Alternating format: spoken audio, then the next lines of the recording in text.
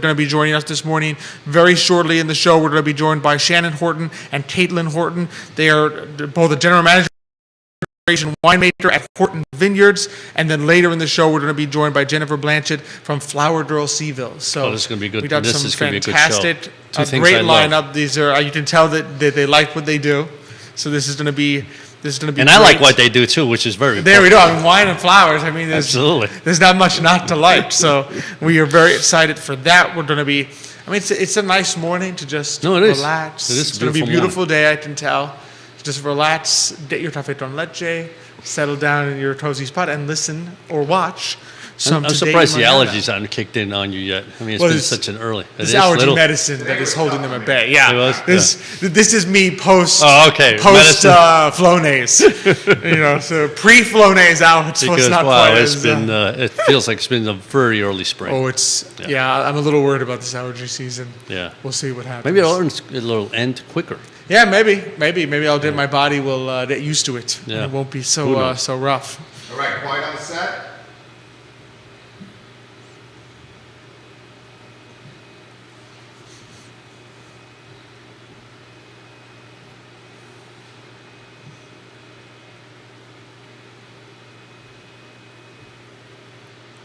Good morning, everyone, and welcome to Today y Mañana. I'm Alex. This is Xavier. We're very excited to have you joining us this morning on the Today y Mañana show on the I Love Seville Network. Xavier, glad to have you back. I'm delighted to be back. I am delighted to be back. It's been a long time. It feels like ages. Well, it's been three shows you weren't able to make. So basically, it's been a month since the audience has seen you. Yeah. So I know Xavier. Well, the other guys are doing such a great job that everybody's like, does he really have to come back? Does he have to come back? Does he have to? I'm sure there's going to be a couple people that say, "Oh, Xavier, he's back." The senior citizens. You're going to say that soon, right? I can identify with this show again. Xavier is back. So we've got a great show lined up for you today. We're very excited about it. We're going to be joined very shortly in the show by Shannon Horton, the general manager, and Caitlin Horton, a third-generation winemaker at Horton Vineyards, followed by later in the show, Jennifer Blanchett from Flower Girl Seville. So we've got a great show lined up. As always, we love being here on the I Love Seville Network set. Of course, we're always presented by Emergent Financial Services.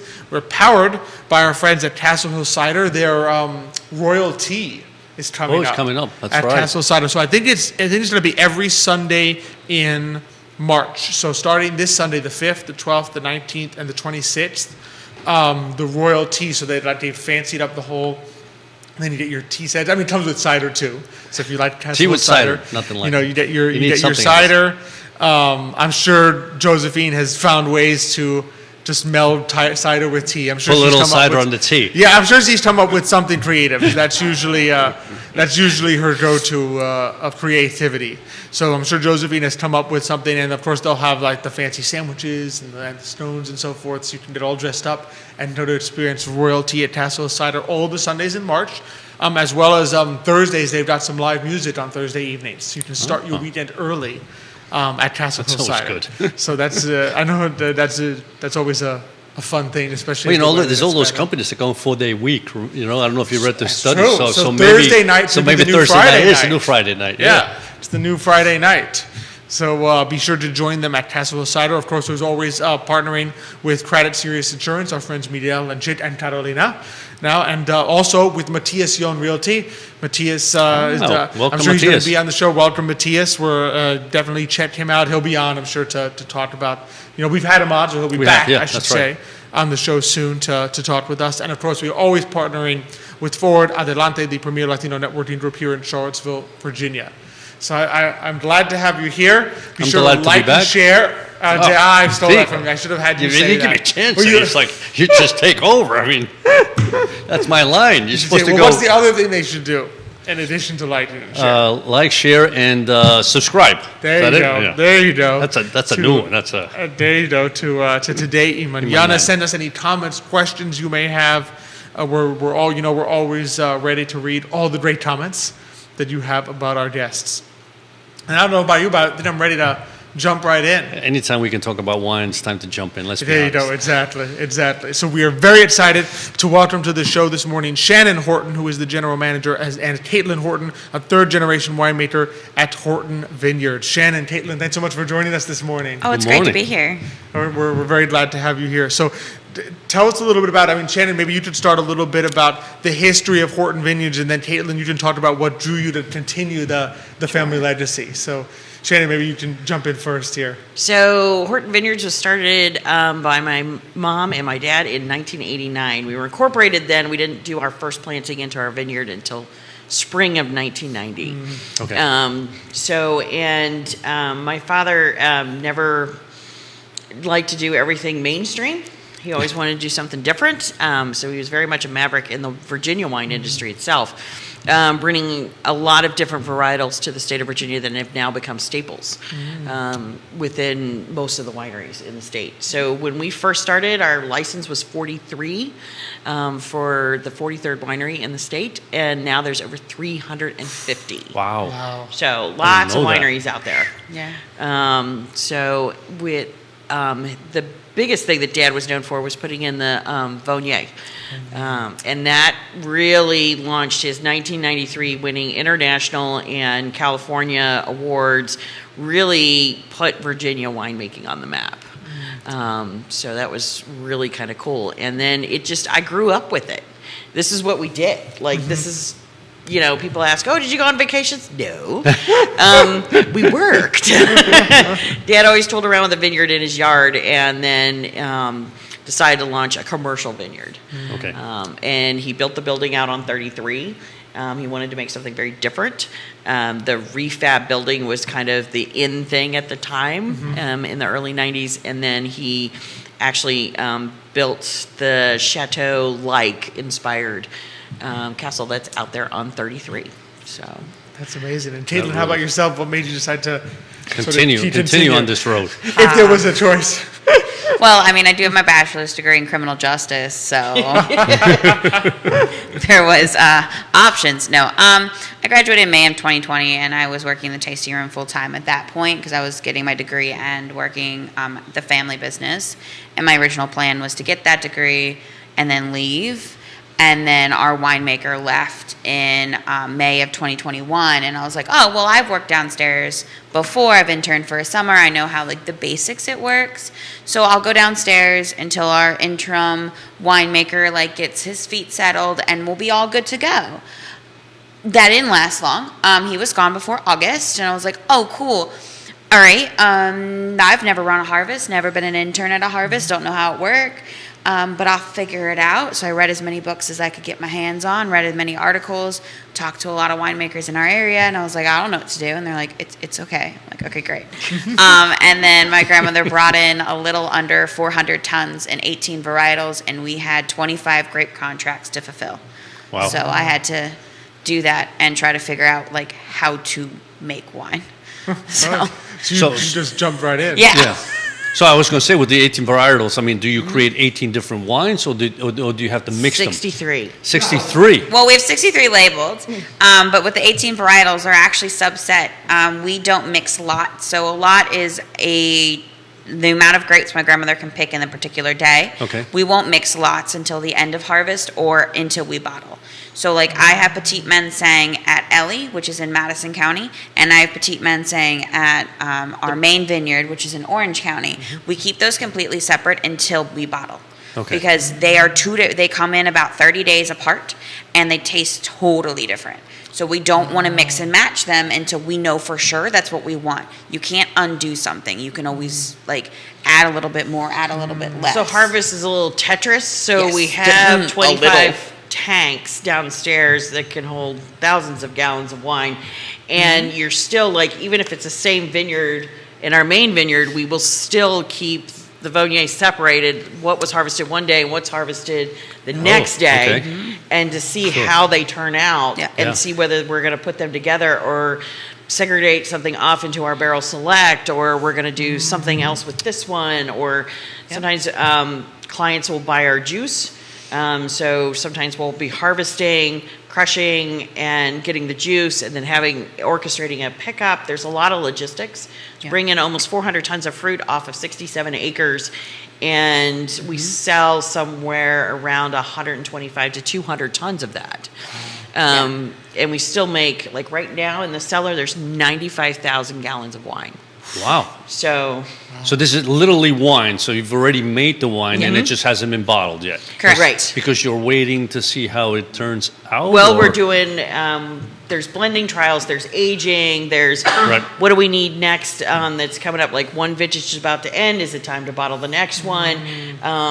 Sometimes if my mom needs to replant a certain area in the vineyard, I will try and think about the logistics, how many gallons we have downstairs, and can I bottle for the next 4 years so those plants are mature enough to be able to harvest, and then we never have a gap for our customer. Like, because we always want them to come back, and we don't want to be waiting around for one varietal. So sometimes if we see that coming down the pike, then we will over bottle so that we can keep it on hand and that there isn't a gap in the supply chain. So what would you say is your most popular wine, the one that is sold every single year the most? So the 3 wines that we had that are most widely distributed are the Viognier, the Cabernet Franc, and the Norton. Yep. So Okay. those 3, it's about 1,500 to 2,000 cases of each of those wines make it out into the mainstream and be available at our winery. Okay, I got you. So what is it about this? I know the Viognier is one that your website mentioned, that's kind of like the first one. What is it about Viognier and Virginia that it became this wine that worked so well? What did your dad kind of see in that grape? So he liked something a little bit more complex for his white wines. He didn't want something so simple, and he liked the complexity of it, that it went with really rich foods, that you can barrel age it, and you can actually even ferment on the skin sometimes and get a lot more complexity, and Okay. it's got this huge mid palate. My daughter hates it when I make that decision. Absolutely. Because it has to happen on the crush pad at the moment, Yep. and you don't know it's going to happen. We refrigerate all of our white grapes for at least 24 hours to keep the phenols down, the phenolic acid. And California doesn't have to because they harvest at dawn and it's, Still the same 40-something, temperature. 50 Yeah. degrees. We have That's refrigerated true. trucks That's that we put it in to Forgot get about to that. that. Because it's warm already. It Yes. can be 80 degrees when you're harvested and you don't It want doesn't to, cool down at night. Right, it doesn't cool down enough at night for us. So then I will eat the grape and right out of the reefer and decide with the skin, like if it doesn't impart a lot of bitterness, then I'm like, guess what? We're making, Oh, Carol so you make that decision? Yes. You eat, Nothing. do you eat just one grape or like a whole bunch of them? And Just see a with couple of them a off couple, different okay. clusters throughout the, Okay, yeah. the one section or whatever. We've looked at the chemistries before, but it's really that taste. Yeah. She'll always give me chemistries. I'm like, well, what's it taste like? She's like, I don't know. And I'm like, well, go out and find out. Like, but, and then we work with my mom and she'll tell me. My mom still works the field. Yes. Wow. She still is in charge Oh, yeah. of the crew. So it is a fully functional 3 generations. Like she's out there every single day. She tells us what's going on. Oh, yeah. She's in charge. Uh-huh. Like if anybody had any doubt, my mother is in charge. 100%. She gets the final say, but she'll say this one's ripening a lot better. Like this is going to be really good. I think you're going to be able to make barrel select. And then after we make that decision, then we've got to contract and get dry ice. And because while we crush and destem it and leave it on the skins, we put dry ice on it at the same times. To keep the phenols down, you want it extremely cold. And then we put it in the reefer and then we do punch downs every 30 minutes to an hour on it. We taste the wine as it's doing that process for up to 12 hours. And then at 12 hours, we press. So usually the process starts at 11 o'clock, 12 o'clock, and then at 12 o'clock at night, you're pressing. Wow. So your day, Wow. and then you still Those got to days clean are the press. long. They're long days. Well, and you don't yeah. know what's going to happen No. Yeah. until we make that decision on the crush pad. No, Wow. because we did that in 2021, and I banned you from making that decision. I know. I was like, but you're it not was allowed really to make. good. And I was like, if you're gonna make this decision, I need at least like 12 hours notice so I can start this because I didn't want to do this. I didn't want to start this decision at 11, and then we were getting out of there at 4 a.m. when we have to start back up at 6 a.m. Like I didn't want to do that to my staff or to myself. I like sleep. Not during harvest. Yeah, I don't know. Not a person during harvest. It's fine. And so I just didn't want to do that. And so I was like, all right, Mom, if you're going to decide this, you need to decide this at 6 a.m. Like, I need you here early in the morning. My mom's not a huge morning person, or at least, at the crush pad in the morning. And I was like, if you're going to make a decision, it needs to be like 7 a.m. at the latest. And that way we could be home by like 11 midnight. Like, that's reasonable. And she's like, yeah, cool, of course. And then she's like tasting this grape. She goes, no, you're going to hate me. I was like, it's 11. Do you understand what this day is going to look like now? Well, yeah, because we had some other things come in, and then we had some reds come in, and we were like, we had to crush it to stem that. And of course, then you really got to clean out your crusher to stemmer, because you've got all these red skins in there, and you just process reds. Yeah. So Mom brought in some fruit really early in the morning, and so they were doing that. And then I was like, oh yeah, I need to taste the Viognier in the cooler. Worst decision ever. So then at 3 a.m. I'm like, hey, you want some snack? Yeah, my alarm to get up went we off. Send the staff home. Okay, we sent the staff home, and the two of us stayed with one other person. Yes. And stayed. We sent the main staff home, and then we called them back in 12 hours. So Yes. just come back at 1. Because basically you have to put the grapes into the crusher, right? Well, we'll put it into what the is press. it that you guys are doing? Yeah, we put it Sure. in. You got a lot of the- machines going on. Yeah, here. there's and luckily once you crush it to stem, then you can use a forklift to put it in there. But Okay. then it's also the cleaning process. I mean, Yes. what people sometimes don't understand is winemaking is 90% janitorial. Yeah, It it's is a good about 80% how clean janitorial. you keep your cellar, how often are you power washing, Yep. how often are you scrubbing, keeping all of your surfaces clean so that you don't end up with contaminated wine, especially if you're going to age it for long periods of time. And so a winemaker is a janitor. Yeah. Like, your main job is to clean. Yes. Keep How everything clean. interesting. Yeah. He had never occurred to me that's one of the main tasks. Yeah, it never occurred to me that, so my wife's Italian, right? Okay. And her uncles always made wine. And so when I got married, they said, you want to make wine? I love wine. So I said, sure. So they came over to my house. We bought the grapes, made the wine. We crushed the grapes ourselves. Now, to be honest with you, her uncle's like one of these. It's like, don't worry about it. It ferments in the barrel. Alcohol kill everything. Absolutely. So it was just like putting everything in there after it's crushed and everything. So, and I'm saying, I don't know. This process seems a little like Doesn't seem very it sanitary. doesn't seem sanitary. But hey, he says it ferments. And I'll be honest with you, we drank the wine. I'm still alive, so we're good to go. But Well, and but that's a little Emmy's, yeah. different. Yeah. A couple shout outs. We got some people watching. Bill McChesney watching the show this morning. Rosalia Cordaro. I think maybe in Miami watching the show this morning. Maybe back she's in in New York. In New York, Yeah, from yeah. New York. So we got Actually, someone from New York. so her husband and I are the ones that made the wine. That their uncle helped us make the wine, and we have there- good stories about that. there but you have it's it. Too short a show for that. Great Yeah, stories. well, be careful, because that's how my dad started. Yeah. really? Oh, yeah. He started I'm in not- the yeah, basement, I'm- and then he had to build another building on his main property to get a bigger basement, and then now he has started a commercial winery. If her uncle lived here right now, we'd be definitely having vineyards all over my backyard. There's no doubt about it. So. Absolutely. So I'm curious, because I know we always, sometimes it's tempting that I always ask people, I was thinking about this last night, I always ask people, the challenges of doing winemaking in Virginia, right? But what would you say are some of the, I'm going to switch it up a little, what are some of the joys, what are some of the interesting things that can happen about making wines in Virginia that's that's because of our climate, because of our soil, that sort of the positives that come out for the wine? So for me, it's because you got to work for it. I didn't have to just get up. Everything's great. Everything's groovy. There's like the most fun for me.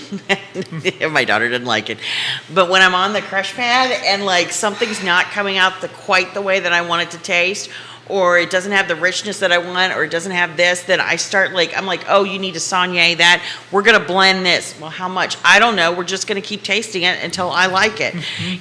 I'm like, you need to take this and put that in there. Like, it's midnight, Mom. No, I don't care. We're going to do this, and this is going to be really cool. And then you're going to taste it, and it's going to be great. That's like the Yeah. most fun for me, For you. especially because we have so many different varietals of grapes. Yeah. With the 18 different varietals, we have all this in our arsenal that we don't have to do powders or additives or things. We can, if a grape comes in and we had to harvest it early and the skins weren't as dark as we wanted them, then we can take the skins from the Norton or the Tannat and we can co-ferment them with the next batch that's coming in. Those kinds of things in our arsenal and at our ready is kind of like having a full spice cabinet. Like a baker, when you have, like, you've got your stock of Yep. what you normally have. Right. Like, if I need more acid, then I'll just take some early pick. Like, or if I need Interesting. tannins, I just add a little bit of Tannat. That's So why you're my using your own wines, Yes. your own grapes to change the flavor instead of having to, get other ingredients from outside. Right. We do that a lot. If we think something's missing in a blend, or, we'll still be able to keep it at the 85% that we need to bottle it and call it Cabernet Franc, but I can add a little bit of Tannat, or I can help it out in the co-fermentation part. That, for me, is like the fun part. Of course, yeah. I mean, you get to keep tasting wines over and over until it's, your palate says, this is good. I mean, Yeah. that's a good job to have, really. Yes. So That part. I don't know what it's like to make wine out in California. I only know what it's like to make Yeah. wine in Virginia. It has to be a lot tougher in Virginia. The humidity and the amount Exactly. of rain, Yeah, like we gotta- when I go out there for pourings and tastings, and I sit on a wine board out in California, and when they're like, "Oh, how are things going?" I don't know. I got 6 inches of rain. Oh, the whole season? No, last week. It's completely Yes, yeah. different. They're getting a little bit of it right now because Yeah. we're seeing all these posts of all the snow. Right, And I'm like, yes. yeah, it looks like Virginia. Like that's what our vineyard usually looks like in March. So they're getting a different taste of it, I think, right now.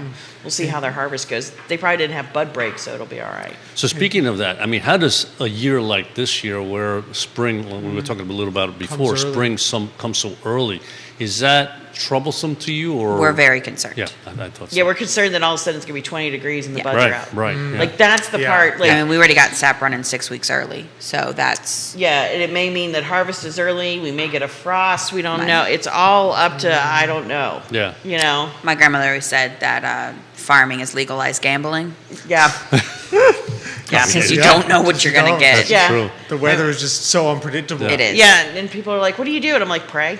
Like, Yeah, that's all I there's- got. Light candles and pray. Like, I mean, that's there's it. there's a couple like frost preventions you can There do, are. but at a certain point, it can get so cold that little doesn't to help. no Doesn't help. help, yeah. Yeah, What, it can only- the 67 fans- acres is tough to. It is. Well, and there's a lot of people who actually have the fans and Yep. the Right, machines right. Yes. to help with that, but that can only raise it like I think a maximum of 4 to 5 degrees. And if You you're could- 20, then what Yeah, are you yeah, it doing? doesn't not do gonna it. get it 25? It's not doing you know, the fire machines and the fire pits can be dangerous in vineyards. So, you do what you can. Yeah. But that's one of the reasons, like, I love making Barrel Select and making that decision on the crush pad, because I feel like that's also giving homage and respect to what our crew has done.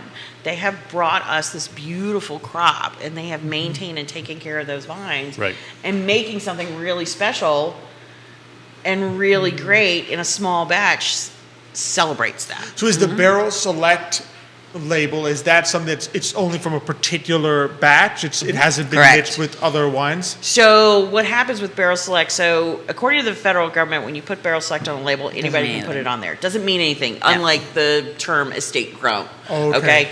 So Barrel Select doesn't mean anything, doesn't have to.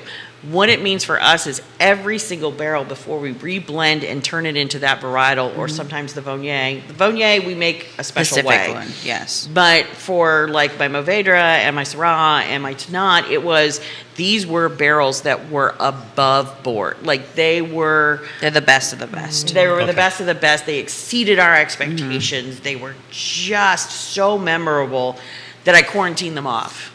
So you don't use them for other... you Right. don't mix These them. are what the varietal can do in Virginia. It's the best of the best.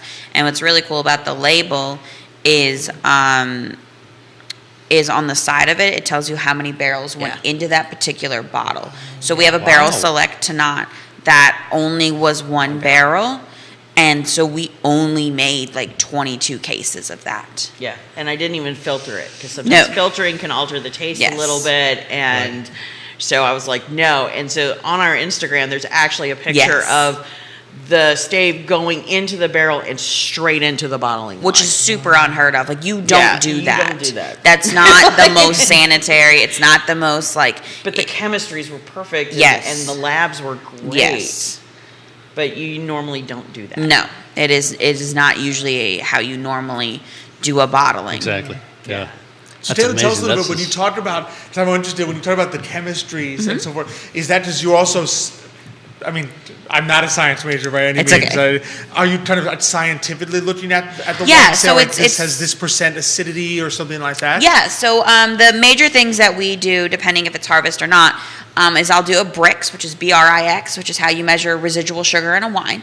It's almost like a 1-to-1 ratio. So if it's like 9.8 Brix, that means it's going to be 9.8% residual sugar.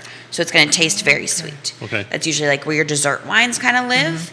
And then we taste, or not taste, but we do pH, which is your basic acid and basic kind of measurement. Then you have a TA, which is Total acidity. well, it's layman's total acidity. It's Yeah. a trabidial acidity, which is how much you can titrate, but which is basically the amount of acid that has the potential to be in that particular Okay. wine. And then you have a VA, which is volatile acidity, which there's a legal limit set, so it means like how much you can have. Usually, like 1 is way too much. You want to stay on like the lower end of the VA, and then sulfur. We use sulfur. There's some wineries that don't, but we do as an additive. So we have a free SO2, and then we have total SO2. And usually how much SO2 you add is how much pH, and that keeps the wine good for, and so like red wines, you put in more than you do white wines because you're going to age Age them a it. little more. Yes. Right. Depending on your total acidity Right. and your pH, Yes. there's a graphic graph. curve of how much sulfur should Yep. be present for it to last to 5 to 10 years. Gotcha. People Gotcha. always ask, like, how long is this wine going to last? I'm like, well, it depends on how it was built. Yes. And Depends like on the way it was built. Yeah, sweeter wines are like we make some fruit wines. They're made to be drank within like 18 months. Yeah. Yeah, max. They're not built for long aging. Gotcha. They're built to be Gotcha. consumed today. Versus like the barrel select to not, that was built to be aged for, like you could age that for another decade and it will still be phenomenal. Oh, interesting. Yes, Didn't realize that. there's so Yeah. much that Yeah. goes So there's so much that goes into There's that to wine decide making. and even so you'll kind of you'll make that determination based on the wine. Like if this wine would benefit from aging, you actually have to sort of And construct change it it. differently from the bottom up in a sense. Yeah, and that decision is almost made at harvest because you can add acid to raise the pH. And if I raise the pH, then I can lower the SO2, but it's still safe. And it can still hold on to those floral aromas or the rich stone fruit or the Yeah, berries. you don't want too much SO2 at Nope. harvest. You don't want to add because Nope. then you're going to prevent fermentation. Yes. And so there's all of this stuff that you have to think about. Yep. Wow. But you want some SO2 so it's protected while it's fermenting. SO2 is your number one natural preservative. And that is my number one friend downstairs because it keeps things protected. Because in fermentation world, you're going to introduce it to oxygen. Well, wine hates oxygen. So as it becomes more wine, it doesn't want oxygen, but it needs to release the CO2 somewhere. So it's just, it's a weird balance. And we use dry ice or Yes. nitrogen on the grapes Yep. when we're pressing and when we're crushing and we're distemming to keep the oxygen away from the wine to create a layer of gas of the. So if you do punch downs where you're pushing the red skins to make the color into the wines, you will then put dry ice over it. Yep. Interesting. Unbelievable. All that goes on. Wow. yes, so So obviously much that during goes harvest and winemaking, those are a lot of decisions that are being made almost on the fly there. Yeah. It's very much, and you have to fully trust not only your staff, but your own self and your Yeah. own palate. Yeah. Because, like, there's decisions I have to make, and it's like a 2-second decision. I can't stop and call my grandmother or my mother and be like, so what do you think? It's like, okay, we're doing this. This is what we're doing. Or if, like, something happens where it's like, okay, now what? Like it's very much you can train as much as you need to, but it is a very on job, have to think right now. Like if someone drops a barrel while we're moving it, okay, what do we do now? How do we fix this? How do we save as much wine as possible? How much oxygen's in there? Does it touch the floor for too long? Is this now contaminated? Gotcha. What do we do now? Like it has to happen right in succession. That's Unbelievable. amazing. That's Yeah. amazing. So now there's a number of ways people can enjoy the wine because there's like a wine club as well as of course the tasting room. Can you tell us a little bit about those? I mean, the tasting room is that the one that looks like the chateau? Yes. Yeah, Okay, it's a yeah. castle. Yeah, It's yeah. 100% a Castle. castle. Yes, and we haven't put new pictures up, but during the pandemic, we did put a pavilion with a yeah. nice solid roof outside of the tasting room, so that now you have more of an ambiance outdoors besides just picnic tables in the vineyard, and it's got a gravel place that you can still access with strollers, wheelchairs, that kind of thing. Wonderful. And that's really been a great thing for us to have, just for people to have parties or picnics. People can come to the tasting room. Since we have such a wide selection, we usually try and work with the customers and talk to them about their palate and what they like and what they want to explore. And they can choose 6 1-ounce pours. We still do disposable cups on a paper plate that's labeled, but we give you a glass to pour the tasting into, and a sheet that you can go back to your table. But when you go to check out and make the order, we'll talk to you a little bit, because if you come up and say, I don't know what I like, okay, what do you drink?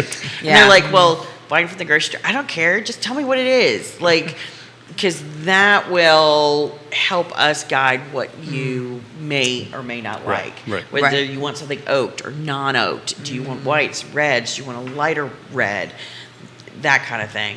And then we have flights, which are 3 2-ounce pours. Again, you get to choose out of most of the wines. The ones that sometimes are not open very often are the barrel selects. Of course, there's so much We'll talk few. to you about them. Sometimes they're open because something else happened, and one of them happened to be open that day, and we'll substitute it in.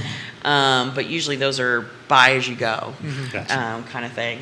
And then, so what was your other? The wine Oh, club. the wine club. Wine club. Oh, wine club. We love wine club. Okay, so we started the wine club. My dad never really established a wine Nope. club. That was like a new concept when Dad started, and he wasn't into like new things. So we did. Even though he was a finally- maverick. Yeah, even though he's a maverick, he was very much a maverick when it came to grapes and that kind of thing. This Yeah, but whole, like the people thing.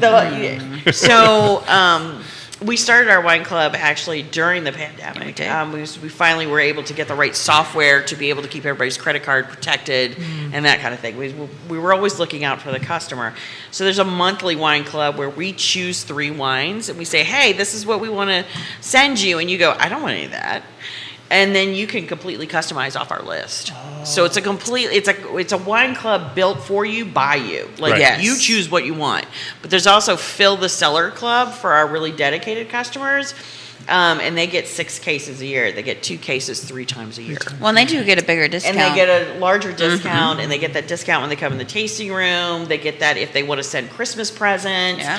Perfect. Anytime that they Yeah. make a purchase, they're going to get that discount, which is normally not available online. Correct. We don't do discounts online. So the wine club people, whether you're by the month or 3 times a year.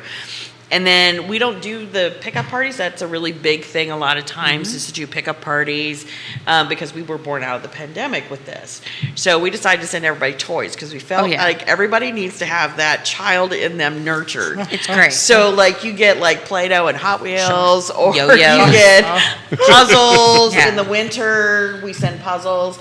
What did we just send last month? Oh, we sent like Valentine's Day. Valentine's stamps Day, yep. and Oh, stuff. it was something fun. Yes. Oh, yeah. It's always, and some people say that their children are really mad when they postpone the wine club. They're like, but that was my toy box. like, And I have asked Mom, and you can't just join for the toys. Like, I didn't want the wine. I Yeah. just wanted the toys. And Mom said no. no. You gotta have the wine too. Yeah, you gotta get. You gotta No, get I just want the toys.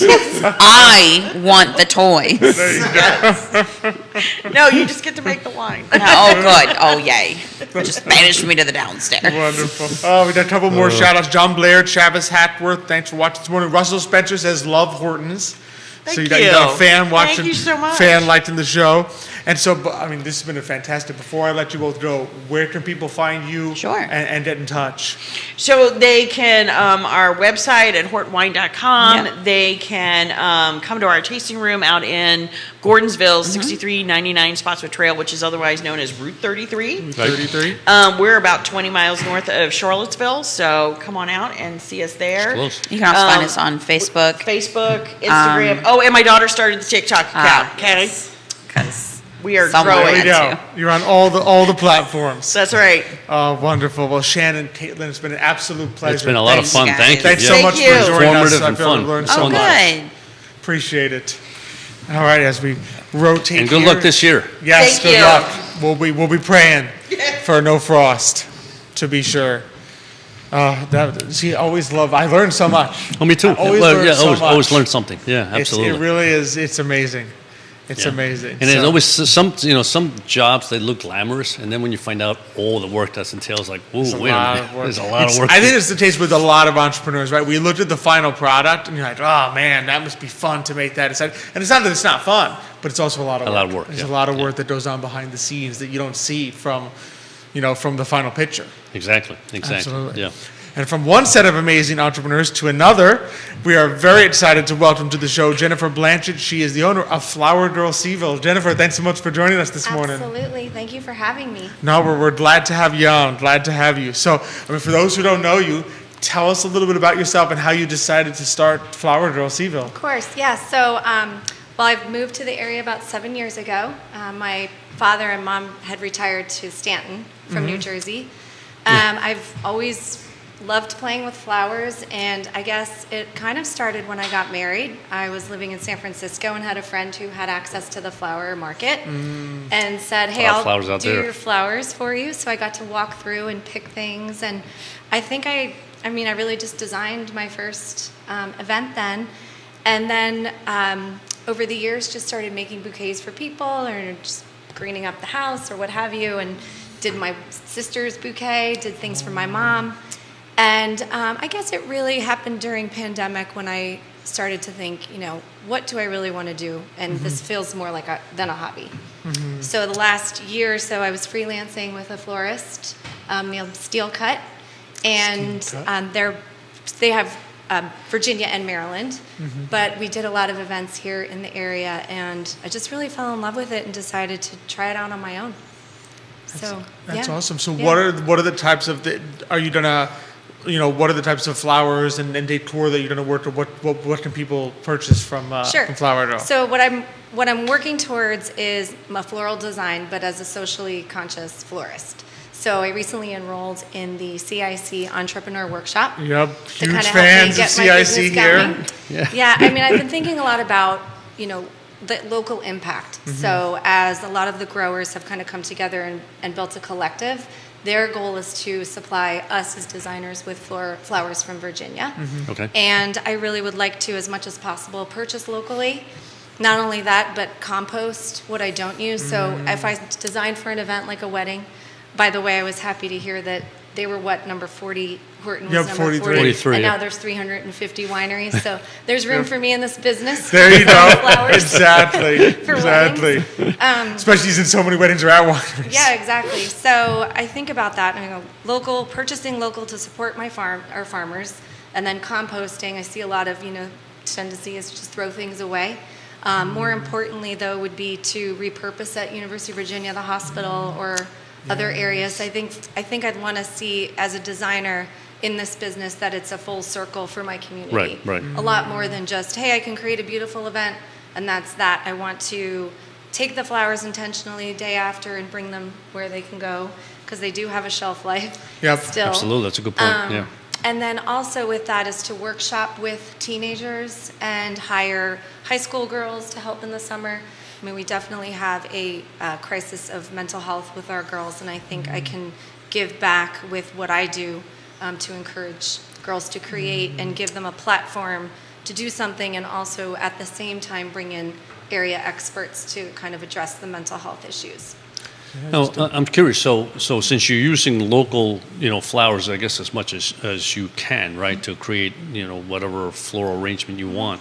I suspect there's a growing season here in Virginia for flowers. So are you Yes. challenged sometimes as to whether a wedding's in May or September and October? Is that change how the bouquet is Yes. going to look? Yeah, and in an ideal world, I would have a bride agree to dried flowers if they wanted to have a winter wedding.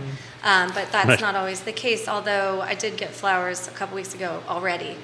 Just one variety, but they were already in bloom. So Wow. certainly for the weddings that would happen or events that would happen in the winter, it would require ordering, but I would look to do so as much sustainably as possible. Yep. Yeah, and again, this is all new to me, and I just decided I want to go into this business, and now I'm like, okay, how do I keep it local, compost, try to use sustainable methods instead of floral foam and things like that. So I have a lot to learn, but I have at least I have a sense of working within my community and really want to touch it and make it full circle. So Yep, that sense of mission and purpose. yes. That you have that drive it. Elizabeth Irby watching the show this morning says patients and the staff at the hospital love the day after flowers Oh, at the yay. hospital. So Awesome. they definitely appreciate those. Yeah, I would think that's- so, right? I Oh, mean, for sure, and that's a great hiring opportunity for me is to have freelance help where I can hire. I don't know. I've already been thinking about like people who have been incarcerated and are getting out to come and break down an event and see, wow, this is so beautiful, and I can have an income doing. So yeah. Yeah, working with beauty, and there's been a lot of talk that I've seen recently about just the notion of how beauty can impact your life and not to just give you a sense of purpose, bring you positive feelings, and flowers are of course a Yes. beautiful way to do that. They're kind of a always, natural yeah, beauty. that's true. Yeah. Yeah, for sure. As I was freelancing this past year, and I'd show up, and the florist Allie set everything up, and I'd say, "Oh my gosh, it's so beautiful." She's like, "You say that every wedding." I'm like, "Because it is. It's just like it's something I really love, and to create it, to have started freelancing and realized like the very first wedding I did, I just knew I wanted to do it. I was like, "Oh, this is what I want to pursue." So. That's fantastic. Yeah, there's something about flowers that just bring, right? I mean, there's like that freshness, that color, right? And you just, when you just see flowers, whether it be in the center of a table, right? Or I mean, I remember when I used to work in New York, when you enter the floor where we used to work, there was this huge table, and every day there was this huge bouquet of flowers. So when you walked in, I mean, Yeah. obviously it must have been pretty expensive, but every day was a different one. But you walked in and just kind of looked at it, it made you feel good, Yeah. right? Just you're going to work and you see that's the first thing you saw, right? Yes. And it does. It just gives you a different perspective to life and how you feel that day. For sure. Yeah. I mean, during pandemic, I homeschooled my children, and I live in an HOA, and I had a little classroom, and there were things blooming all around. I was like, I got to get the kids out, and then I just started cutting stuff. I mean, branches, weeds, whatever. Just we created and we put it out there just to bring that sense of joy and life back Exactly. Yeah. at that Yeah. time. So that really helped shift for me perspective, and also to see them happy with being out in nature. So Exactly. Yeah. Exactly. That's the beauty of it. What are some floral arrangements? I know being someone in floral decor, what are some types of decor that people often don't think about? Because I know your basics that people I know, everyone always mentions, there's the bouquets Yeah. for brides and bridesmaids and so forth. What are some kind of interesting ones that you've done that maybe people should think about, that they don't often think that you can use flowers for this? Sure. Well, I'm actually going to learn how to do like wearable types of flowers. So Interesting. I mean, there's an online plethora of courses you can take. So Wow. I've seen some beautiful things with like a scarf, things around the wrist, a headdress. But those are not skills I quite have yet. But I do think I'd like to bring, dried elements together with fresh elements, which I also don't see very often. Yeah, that's not but Yeah. that makes sense. They can be very beautiful. They can, the big grasses coming out. But, when I got married, it was just I had a few centerpieces. I had a bouquet. We decorated the aisles. It really wasn't, this was a long time ago before, the Instagram and all the photos. So now you see a lot of really beautiful installations which go up the mantle, and there's greenery everywhere, or you see these beautiful arches or ground arches. And brides, I think, now are really seeing possibilities of using them in everywhere to their budget, Yep, as exactly. much as they can. But yeah, so it'll be interesting to like get into some different things. And Absolutely, Yeah. absolutely. Casey Turner liking the show this morning. Hi, Thanks for Casey. watching, Casey. awesome. So I'm curious, because we're big fans of Community Investment Collaboratives. Mm-hmm. What kind of led you to say, okay, I'm going to take the 16-week workshop? So it was kind of on my radar. A friend of mine had taken it. She's launching a coaching business, and she knew what I was into. And she said, you're already starting. I think this would be a really great fit for you to really, focus. Because I tend to just say yes and I start, and then next thing you know, I'm like just doing it. But Right. I do want to be smart about how I do it, and so I applied at her suggestion, and I'm really glad I did. No, Yeah. it's fantastic just That's to a see. great- yeah, and it's a great just course. wonderful, to see you take that plunge of saying, okay, here's all the things I'm going to do behind the scenes that are going to make this work Yes. and be successful. Definitely. And then just through that, there was an email about, applying for a grant already. So Yep. I'm, I'm hopeful. I feel a little, right now, it's a lot. I am happy to say I just signed my first client for a wedding in July. Congratulations. Thank you. Fantastic. Thank you. Yeah, I know, I was super pumped. I did a bouquet workshop not a workshop, but just a bouquet station at King Family Vineyard a few weeks ago. And the young bride happened to be there, and she came over, and we just got to talking, and she said, well, I'm getting married here, and I have some florists who I've been talking to, but what about you? And so I told her more about my mission and what I wanted to do, and that I was new, and I proposed to her and provided a quote and everything, and kind of kept my fingers crossed, and I just felt like we made a really good connection. So I'm looking forward to it. That's That's fantastic. fantastic. That's wonderful to Yeah. hear. Makes you feel Yeah. good, right? Yes, Yeah, for it sure. really And does. it's funny too. At the workshop, I told the group, I said, I really felt good about this. I made a connection. I'll find out tomorrow. And everyone's like, oh, good luck, good luck. So now I get to share it with my entrepreneur group. But Oh, so next Tuesday you'll be able. Every So they don't know Tuesday. yet. They don't know. Well, unless they're they watching. might now know. Unless they're watching. Yeah. And what a great group. I mean, there are so many people doing really amazing things, and having the mentors behind them, all the volunteers who come in. I think I'm really going to learn a lot, and I just the exposure to my community. I mean, that's only being here 7 years. It says only, but it takes a long time. To put down roots, Yeah, yeah. especially when you're raising kids, and you're just sort Right, of you're exactly. insular into your own life. So it feels really good to think out and bigger, and it's all out there. So Yeah, I mean, a lot of people who have gone through the 16-week workshop that we've had them on the show, and they'll say sometimes even more valuable than the knowledge gain Yeah. is the connections that you form. The because networking, yeah.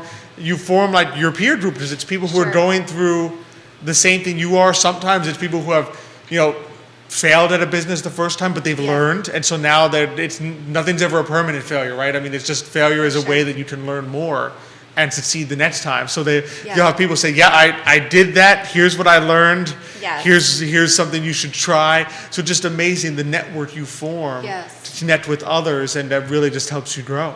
Well, what scares me, and they say, okay, whatever you think your plan is now, just be open to change, be open to this different possibility. And I think that's good advice.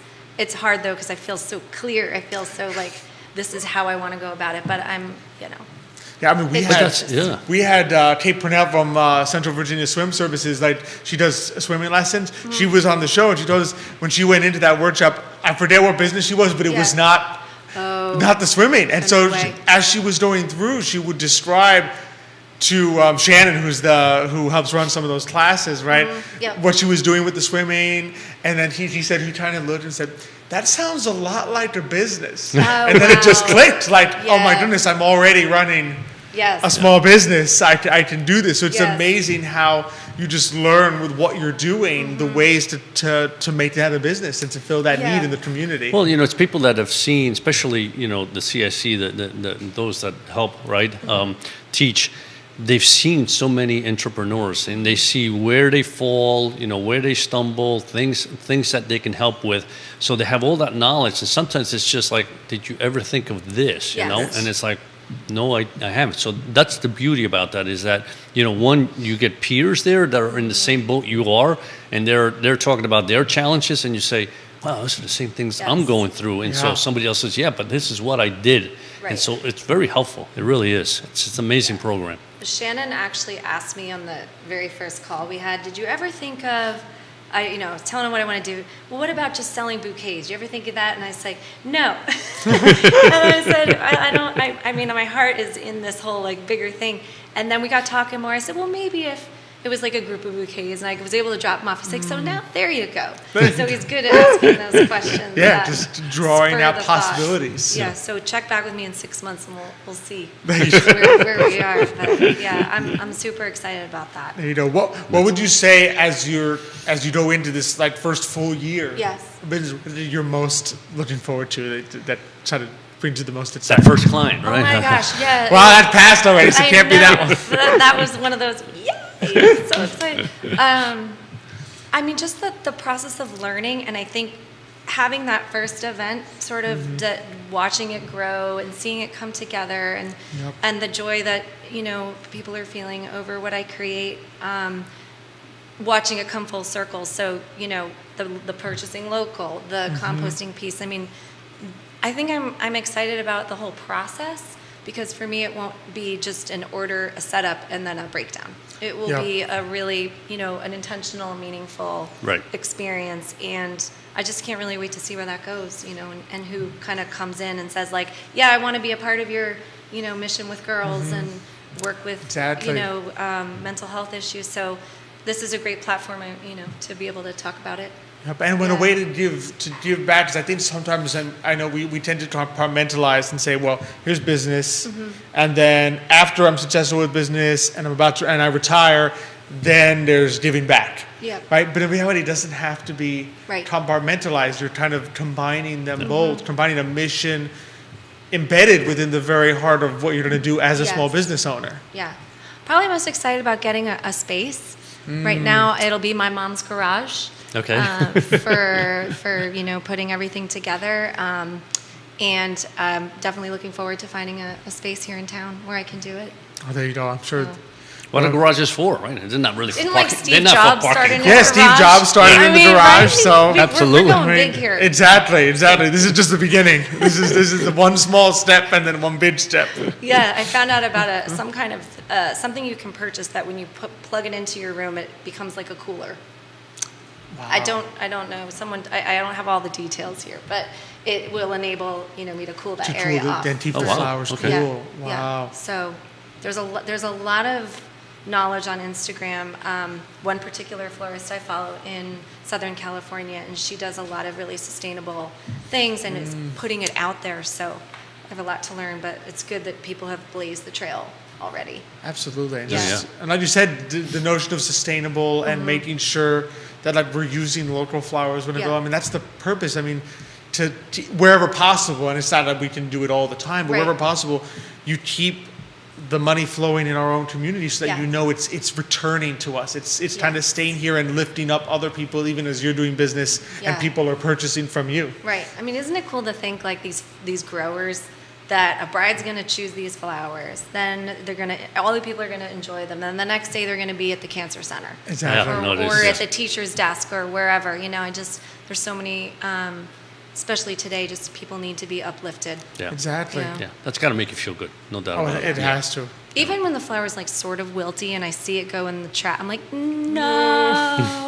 I'll dry you upside down and use you again another day. Exactly. Because, I mean, sometimes, well, you even see it. I mean, sometimes it's so enjoyable if you every once in a while come across like an old wood where someone has pressed a flower. Yeah. I mean, it bears no resemblance to the flower it was, Right. 20 It's a years beauty of ago. its own. But it has a beauty of Yeah. its own. It has a kind of aged and reflective beauty. Yes. It's not bright and eye-popping anymore, but it's kind of, it's Yeah. mellowed down, but it brings its own sense of Yes. comfort and peace. So it doesn't have, things don't have to look perfect or like the way they were when they first came out to be beautiful. Sure. There's a space for them in a bouquet. I Mm-hmm. mean, when you're making a bouquet, there's really 4 flower types. You're looking at your big mass type of flowers, which are the ones that catch the attention.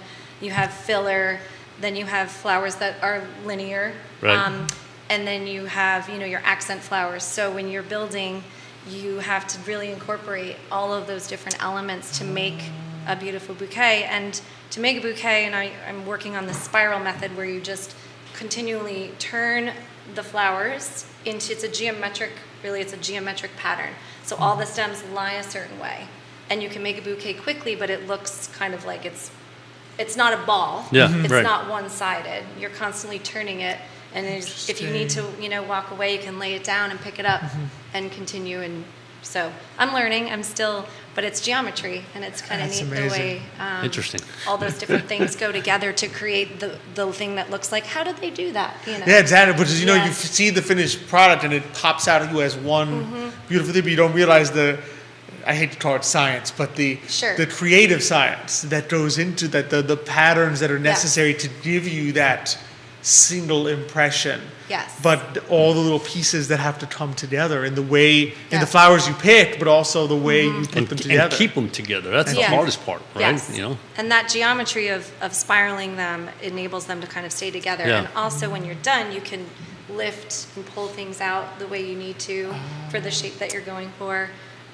But yeah, it's not as simple as it's not just grabbing a couple of flowers and And put sticking it- them next no. to each other. That's what I do. That's fine. It doesn't look as good though. You know who to call, when you need to Exactly. get Well, flowers that's why you call a somebody. professional. Yeah. Because you're like, I don't want to do this myself. Well, and I You mean, know, there's just- so many lovely flower shops in town, and you can get some gorgeous flowers and arrange them yourself, however, you want to. But when it comes to these events and all these Exactly. photo ops, Well, that's the purpose, Yeah. right? That's the value you're adding. Does any Right. business, right? We always talk about what an entrepreneur adds is value. It's saying, all right, here are these pieces, which, I could get all the pieces myself. But Right. when you combine your talent and your Yeah. effort and your knowledge, you add a value to that Yes. I couldn't add Exactly. Yes. to those Exactly. pieces. So it's been a lot of time at Trader Joe's picking stuff and finding those 4 flower types and working them together, which has been a lot of fun to practice. So That's fantastic. So Yeah. before we let you know, where can Yeah. people find you, learn more, and get in touch? sure. So right now I'm just on Instagram at Flower Girl Seville. Have a Flower Girls. website which will also be Flower Girl Seville, but I haven't gotten that up and running yet. So people can follow me there, and we can go from there. And Instagram, I mean, it's the perfect Yeah, place it for is. flowers. Absolutely, It's Yeah, I was actually Everything's- thinking I should change the name to Flowerville. Flowerville. Yeah, Oh. but maybe in the future. Yeah, I don't know. Well, get it even if you don't decide to see if you can get it so that no one Yeah. else gets it That's before right. you. And before you, yeah. No in one, the future. if you take it, you heard You're it in here big trouble. first. Yeah, you're in big trouble. Thank you guys so much for the opportunity. Oh, I thank you. so It's much been for fun. coming. It's been an Yeah. absolute Thank pleasure. you. Absolutely. Thank you. Thanks, and we look forward to having you back as you grow and Absolutely. and finish the workshop. She'll be so busy, Awesome. she won't be able to come back. Well, you know Well, what? after the workshop. I think I should make a little something for your love sign here. Oh, there and you we go. could do like a little cascade of some sort. I don't know. There you go. We'll ask our We'll ask the owner, producers. yeah. Yeah, right on. Thanks Thank so much, you. Jennifer. Thank you, Appreciate Jennifer. it. Thank you. So much fun to Always, as always. and again, you just learn so much about I had no idea what went into making a bouquet. Me you neither. just I mean, see when the- she explained that, you wrap this. But then it starts to make yeah, sense. it starts to make sense because, like I said, it's not that. It's like I go to the backyard, I cut some flowers, and I put them in a vase, and And it just- sometimes it I just just doesn't shove look them as in. good. I just shove them in, Yeah. and it's like, well, but looks then good you to look me. at it, you're like, and then your how mother come mine comes doesn't and look arranges like them. theirs. It's like, there's a technique that goes into Yeah, it. there's a rhyme and reason. Yeah. Oh, this was a great show. This was fantastic. enjoyed everyone that came on. Just you can tell they love what they do and so absolutely. knowledgeable about Yeah, it. Which yeah. just it's really amazing to see. Well, that's what we learned. I mean, listen, in every single profession or every single, little business that you have, there, like you said, in addition to adding value, there's a basic knowledge that you need to have that you just assume, oh, that must be easy, but nothing really is easy, right? It takes time, it takes effort, and it takes experience sometimes to get that product to where you want it to be. Absolutely. So, well, it's been fun. Thanks so much Same here. for Thank being you on for having with me back. I Thanks for appreciate coming the back. invitation. Always love it when you're back. Next week also got some fantastic guests that are going to be joining us. 2 artists actually. So we're going to have Okay. Brianna Field is going to be joining us, as well as Davi Leventhal is going to be coming on. So 2 fantastic local artists that are going to be Looking forward joining to us it. next Thursday. Although shout out Elizabeth Erpy, happy belated birthday. It was her birthday yesterday. Yesterday, that's right. So a very happy birthday to the one and only Elizabeth Erpy. Thanks for commenting today and for always liking Maybe the she's show. still celebrating today. Yeah, she can still be celebrating. We're celebrating. So we're just thanks for commenting and for liking the show and watching the show this morning. Always appreciate it. And thanks to everyone who commented, liked the show, shared the show this morning. Always appreciate it. Be sure to send us any, entrepreneurs or people you think we should feature on the show. There's never a cost to feature someone on the show, so we always. Well, the cost is to have to put up with me, but that's yeah, different. exactly. It's a small price. It's a small price to pay. Small price to pay. I said, can you put up with the affable Xavier Irby for an hour? And so this has been fantastic. As always, appreciate being here on the I Love CVille Network. Appreciate Jerry behind the Jerry camera behind, that's right. this morning, really making it work. We didn't pull anything crazy. We didn't say, hey, you want to get Nick on? Let's just add him on the fly. So we kept it simple. Say, do I have to add him in? We're like, hey, does he want to get on? Let's get him on. He looked like he was having too much fun. I walked in. Nick's here. So we really appreciate that, making us all look good, following you. in the footsteps of the wonderful Judah Whitcower, making us look good today. So appreciate that. As always, appreciate our partners, Emergent Financial Services, Matias Yon Realty, Credit Sirius Insurance, and Castle Hill Cider, along with Forward Adelante, the premier Latino networking group here in Charlottesville, Virginia. As I mentioned at the beginning, be sure to check out every Sunday this month, the Royal Tea. You do have to sign up for that in advance. So go to CastleHillCider.com. You can find all the details on the Royal Tea up at Castle Hill Cider. We look forward to seeing everyone next week. Are you back with me next week? I think so, yeah. I think my calendar says I'm Xavier's back, going to be back with me next week. No guarantees, but yes. No guarantees, but hopefully the case. We'll be looking forward to that. Look forward to seeing all of you next week. Enjoy this beautiful day. Enjoy what should be some nice weather here in Charlottesville, and we will see you next Thursday. But until that time, as we always like to close out of the show, hasta mañana.